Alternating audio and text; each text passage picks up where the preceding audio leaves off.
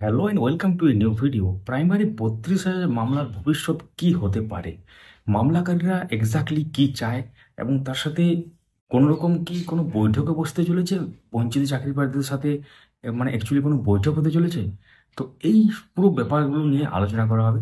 শেষ পর্যন্ত দেখতে থাকুন। অবশ্যই যারা নতুন দেখছেন বা কোনো কারণে আমাদের চ্যানেলটি সাবস্ক্রাইব করতে ভুলে গেছেন, সাবস্ক্রাইব করে পাশের বেল আইকন প্রেস করে অল করে দেবেন। তাহলে ইম্পর্টেন্ট যে আপডেটগুলো সেগুলো মিস করবেন না।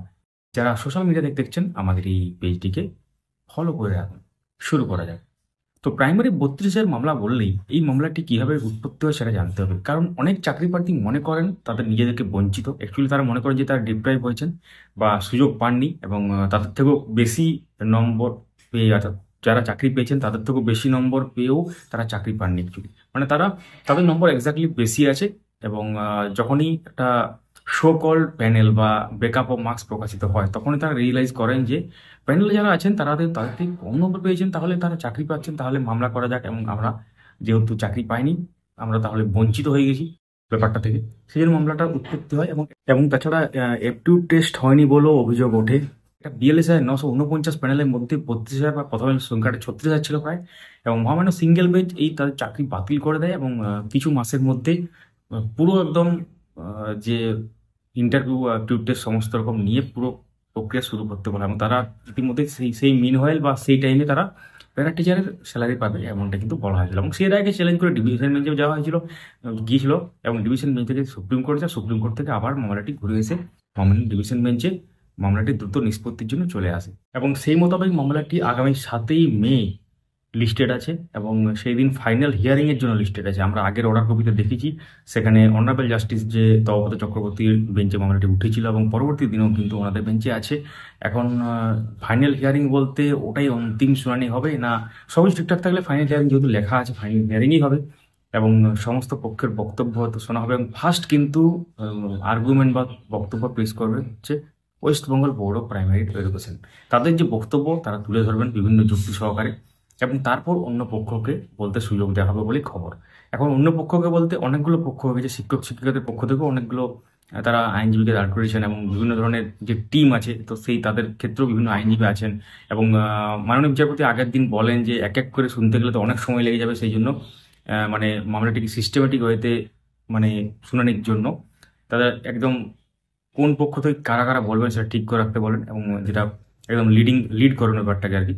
তো সেই সব আইনজীবীরা আগে বলবেন, তারপর মানে বোর্ডের পক্ষের বক্তব্য আগে শোনা হবে, তারপর অন্যান্য পক্ষের বক্তব্য শোনা হবে।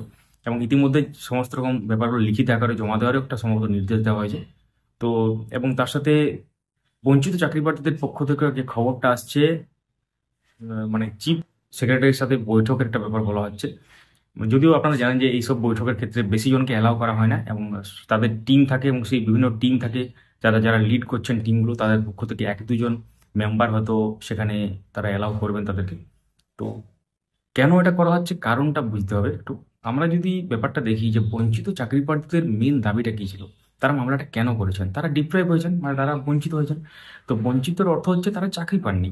তো তাদের চাকরিটা হয়ে গেলে সমস্ত সমস্যার সমাধান হয়ে যায়। বঞ্চিত চাকরি প্রার্থীরা একবারও কিন্তু বলেননি পুরো প্যানেল বাতিল হয়ে যাক। পুরো প্যানেল বাতিল হলে কিন্তু লস কিন্তু ওনাদেরও, যারা ইন সার্ভিস তাদের তো লস বটেই, যারা চাকরি যে জন্য মামলাটা হয়েছে পুরো প্যানেল বাতিলের জন্য তো মামলা হয়নি। এবং বিভিন্ন আইনজীবীর সাথে কথা বলেছি আমরা, এবং তার সাথে বঞ্চিত চাকরি প্রার্থীদের অনেকের সাথে আমরা কথা বলেছি পার্সোনালি। তারা যেটা বলছেন তাদের কোনোদিনই দাবি নয় যে চাকরি খেয়ে নেওয়া, অর্থাৎ পুরো প্যানেল বাতিল হওয়া। বিভিন্ন জায়গাতে আপনারা শুনবেন একটা ভয়ের বাতাবরণ তৈরি হয়েছে, কিন্তু আলটিমেটলি কি হবে, যদি প্যানেল বাতিল হয় নতুন করে আবার প্যানেল হয় বা নতুন করে ইন্টারভিউ টেস্ট হয় ওই 32,000 নিয়ে, তো সেক্ষেত্রে 32,000 নিয়ে বলতে যারা যারা অ্যাপ্লিকেবল তখন অ্যাপ্লাই করেছিলেন 2016 কোন বছর, তাদেরকে নিয়ে যদি হয় সেটা অনেকটা সংখ্যাটা প্রায় লাখ লাখ ব্যাপার একটা হয়ে যাবে। তো ব্যাপারটা হচ্ছে তাহলে কিন্তু যারা ডিপ্রাইভ হয়েছেন তাদের কোনো সেরকম লাভ হবে না।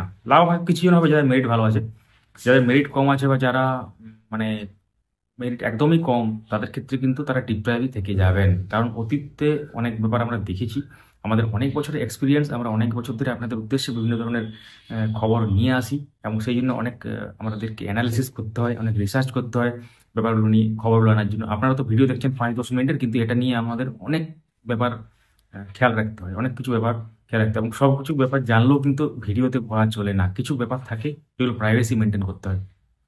তো এটা হচ্ছে ব্যাপার, এবং অর্থাৎ তাহলে পরবর্তী দিনে হয়তো এমন একটা সময় আসতে পারে যে বঞ্চিত চাকরি প্রার্থীরা দের যদি জন্য যদি পর্ষদ কিছু ভাবে বা কোনো যদি হয়, তাহলে কিন্তু কেসটা অন্যদিকে মোড় নিতে পারে। এখন সময় বলবে কি হতে চলেছে। এখন মামলার যারা আইনজীবী আছেন, তাদেরকেও যখন আমরা জিজ্ঞাসা করছি যে কি হতে পারে, তখন তারা অ্যাকচুয়ালি বলতে চায় না, যেহেতু বিচারাধীন বিষয় কেউই বলতে চাইবে না, কারণ আমরাও কোনো সময় বলি না যে কি হতে চলে, কারণ সেটা মহামান্য জাজ বা মহামান্য আদালতের উপর আমাদের সকলেরই আস্থা এবং ভরসা আছে। সেটার জন্য আপনাদের ওয়েট করতে হবে, কিন্তু যে ফ্যাক্টগুলো সেগুলো নিয়ে আমরা আলোচনা করতে পারি।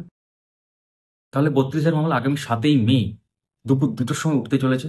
লাইভ কভারেজ সম্ভবত আমরা নিয়ে আসতে পারবো সেদিন। সঙ্গে থাকুন আপডেট মাস্টার ইউটিউব চ্যানেলে এবং আপডেট মাস্টার ফেসবুক পেজে। তো কারা কারা এই মামলার সঙ্গে যুক্ত আছেন অবশ্যই কমেন্টে জানাবেন, এবং অনেক বঞ্চিত চাকরি প্রার্থী তারা যুক্ত হচ্ছেন ক্যান ফাইল হিসাবে। যদিও অনেক ক্যান হয়তো গ্রহণ হবে না বা অ্যাকসেপ্ট হবে না, সেটা আপনি জানেন যে ক্যানের সিস্টেম আছে অনেক ব্যাপার। তো ক্যান ফাইল যেগুলো হয়, আপনারা আগের দিনও দেখেছেন বিভিন্ন ধরনের ক্যান ফাইল হয়েছে, এবং বিভিন্ন ধরনের অভিযোগ উঠছে যে যারা টেট ফেল করেছে বা যারা অ্যাকচুয়ালি 82 পাস করেছে তারাও নাকি ক্যান করছে। আমাদের কাছে এরকম কোনো প্রমাণ নেই, তো যখন প্রমাণ পাবো আমরা তখন অন্য ভিডিওতে সেটা শেয়ার। তো এই ছিল পুরো ব্যাপার। অবশ্যই সঙ্গে থাকুন, মূল্যবান মতামত কমেন্টে জানাবেন তো ভুলবেন না। ভিডিওটি লাইক করুন, সবার সাথে শেয়ার করুন। তো আপনারা যদি মনে করেন এর সাথে কিছু অ্যাড করবেন, কমেন্টে লিখতে পারেন, আমরা দেখবো সব কিছু কমেন্ট, এবং যদি কোনো প্রশ্ন থাকে সেটাও কিন্তু কমেন্টের মধ্যে লিখতে পারেন, আমরা উত্তর দেওয়ার চেষ্টা করবো। Thank you so much for watching.